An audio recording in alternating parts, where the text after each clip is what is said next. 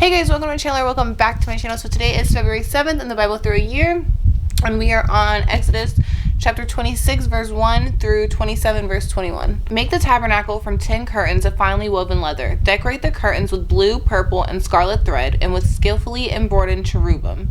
These 10 curtains must all be the exact same size, 42 feet long and 6 feet wide. Join 5 of these curtains together to make one long curtain. Then join the other 5 into a second long curtain. Put loops of blue yarn along the edge of the last curtain in each set. The 50 loops along the edge of one curtain are to match the 50 loops along the edge of the other curtain. Then make 50 gold clasps and fasten the long curtains together with the clasps. In this way, the tabernacle will be made of one continuous piece. Make 11 curtains of goat hair cloth to serve as a tent covering for the tabernacle. These 11 curtains must all be exactly the same size, 45 feet long and 6 feet wide. Join 5 of these curtains together to make one long curtain, and join the other 6 into a second long curtain. Allow 3 feet of material from the second set of curtains to hang over the front of the sacred tent. Make 50 loops for each edge of each large curtain. Then make 50 bronze clasps and fasten the loops of the long curtains with the clasps. In this way, the tent covering will be made of one continuous piece. The remaining 3 feet of this tent covering will be left to hang over the back of the tabernacle. Allow 18 inches of remaining material to hang down over each side so the tabernacle is completely covered. Complete the tent covering with a protective layer of tanned ram skins and a fine layer of goat skin leather. For the framework of the tabernacle, construct frames of acacia wood. Each frame must be 15 feet high and 27 inches wide, with 2 pegs under each frame. Make all the frames identical. Make 20 of these frames to support the curtains on the south side of the tabernacle. Also make 40 silver bases, 2 bases under each frame, with the pegs fitting securely into the bases. For the north side of the tabernacle, make another 20 frames, with their 40 silver bases, 2 bases under each frame. Make 6 frames for the rear, the west side of the tabernacle, along with 2 additional frames to reinforce the rear corners of the tabernacle. These corner frames will be matched at the bottom and firmly attached at the top with a single ring, forming a single corner unit. Make both of these corner units the same way, so there will be 8 frames at the rear of the tabernacle, set in 16 silver bases, 2 bases under each frame. Make crossbars of acacia wood to link the frames, 5 crossbars for the north side of the tabernacle, and 5 for the south side. Also make 5 crossbars for the rear of the tabernacle, which will face west. The middle crossbar, attached halfway up the frames, will run all the way from one end of the tabernacle to the other. Overlay the frames with gold, and make gold rings to hold the crossbars. Overlay the crossbars with gold as well. Set up this tabernacle according to the pattern you were shown on the mountain. For the inside of the tabernacle, make a special curtain of finely woven linen. Decorate it with blue, purple, and scarlet thread, and with skillfully embroidered cherubim. Hang this curtain on gold hooks attached to 4 posts of acacia wood. Overlay the posts with gold and set them in 4 silver bases. Hang the inner curtain from clasps and put the Ark of the Covenant in the room behind it. This curtain will separate the holy place from the most holy place. Then put the Ark's cover, the place of atonement, on top of the Ark of the Covenant inside the most holy place. Place a table outside the inner corner of the north side of the tabernacle, and place the lampstand across the room on the south side. Make another curtain for the entrance to the sacred tent. Make it of finely woven leather and embroider it with exquisite design using blue, purple, and scarlet thread. Craft 5 posts from acacia wood. Overlay them with gold and hang the curtains from them with gold hooks. Cast 5 bronze bases for the posts. Using acacia wood, construct a square altar 7.5 feet wide, 7.5 feet long, and 4.5 feet high. Make horns for each of its 4 corners so that the horns and altar are all one piece. Overlay the altar with bronze. Make ash buckets, shovels, basins, meat forks, and fire pans, all of bronze. Make a bronze grating for it, and attach 4 bronze rings at its 4 corners. Install the grating halfway down the side of the altar under the ledge. For carrying the altar, make poles from acacia wood, and overlay them with the bronze. Insert the poles through the rings on the 2 sides of the altar. The altar must be hollow, made from planks. Build it just as you were shown on the mountain. Then make the courtyard for the tabernacle, enclosed with curtains made of finely woven linen. On the south side, make the curtains 100 feet long. They will be held up by 20 posts set securely in 20 bronze bases. Hang the curtains with silver hooks, and rings. Make the curtains the same on the north side, 150 feet of curtains held up by 20 posts set securely in bronze bases. Hang the curtains with silver hooks and rings. The curtains on the west end of the courtyard will be 75 feet long, supported by 10 posts set into 10 bases. The east end of the courtyard, the front, will also be 75 feet long. The courtyard entrance will be on the east end, flanked by 2 curtains. The curtain on the right side will be 22.5 feet long, supported by 3 posts set into 3 bases. The curtain on the left side will also be 22.5 feet long, supported by 3 posts set into 3 bases. For the entrance to the courtyard, make a curtain that is 30 feet long. Make it from finely woven linen and decorate it with beautiful embroidery in blue, purple, and scarlet thread. Support it with 4 posts, each securely set in its own base.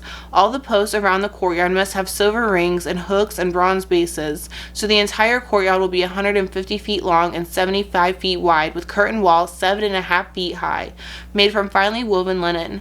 The bases for the posts will be made of bronze. All the articles used in the rituals of the tabernacle, including all the tent pegs used to support the tabernacle and the courtyard curtains, must be made of bronze. Command the people of Israel to bring you pure oil of pressed olives for the light, to keep the lamps burning continually. The lampstand will stand in the tabernacle in front of the inner curtain that shields the ark of the covenant. Aaron and his sons must keep the lamps burning in the Lord's presence all night. This is a permanent law for the people of Israel, and it must be observed from generation to generation. And now we're on Matthew chapter 25, verse 1 through 30.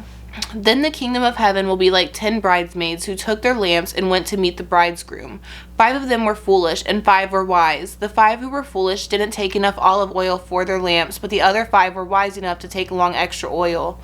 When the bridegroom was delayed, they all became drowsy and fell asleep. At midnight they were roused by the shout, "Look, the bridegroom is coming. Come out and meet him."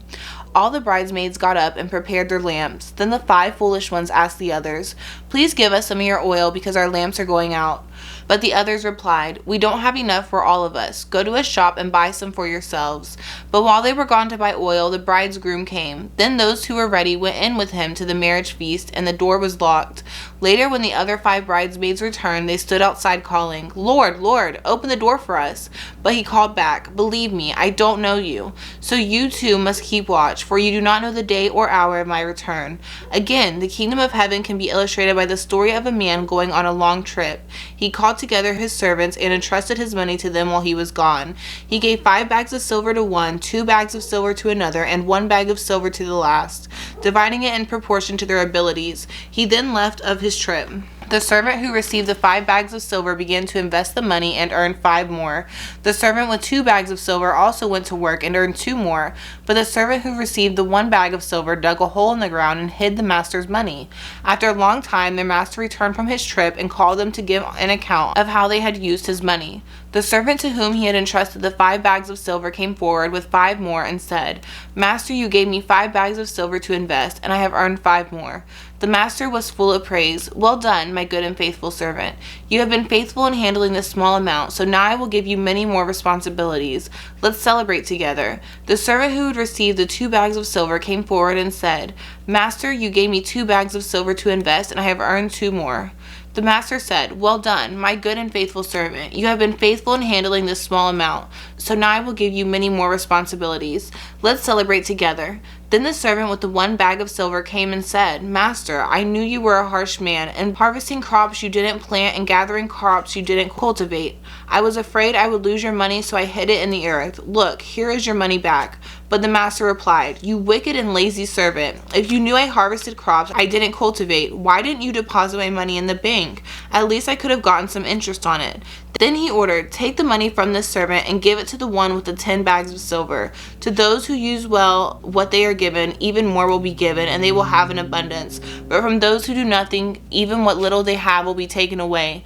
Now throw this useless servant into outer darkness, where there will be weeping and gnashing of teeth." And now we're on Psalm chapter 31, verse 1 through 8. "O Lord, I have come to you for protection. Don't let me be disgraced. Save me, for you do what is right. Turn your ear to listen to me. Rescue me quickly. Be my rock of protection, a fortress where I will be safe. You are my rock and my fortress. For the honor of your name, lead me out of this danger. Pull me from the trap my enemies set for me, for I will find protection in you alone. I entrust my spirit into the hand. Rescue me, Lord, for you are a faithful God. I hate those who worship worthless idols. I trust in the Lord. I will be glad and rejoice in your unfailing love, for you have seen my troubles and you care about the anguish of my soul. You have not handed me over to my enemies, but have set me in a safe place. And now we're on Proverbs chapter 8, verse 1 through 11. Listen as wisdom calls. Hear as understanding raises her voice. On the hilltop along the road, she takes her stand at the crossroads. By the gates at the entrance to the town, on the road leading in, she cries aloud. I call to you, to all of you. I raise my voice to all people. You simple people, use good judgment. You foolish people, show some understanding. Listen to me, for I have important things to tell you. Everything I say is right, for I speak the truth and detest every kind of deception. My advice is wholesome. There is nothing devious or crooked in it.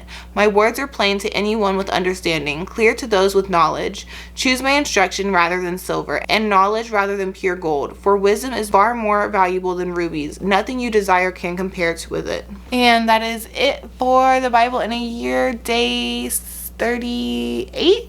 I hope everyone has a good day. I know it's Sunday. I hope if you went to church, I hope you had a good day at church. And yeah, with that being said, I love you. Jesus loves you. Bye.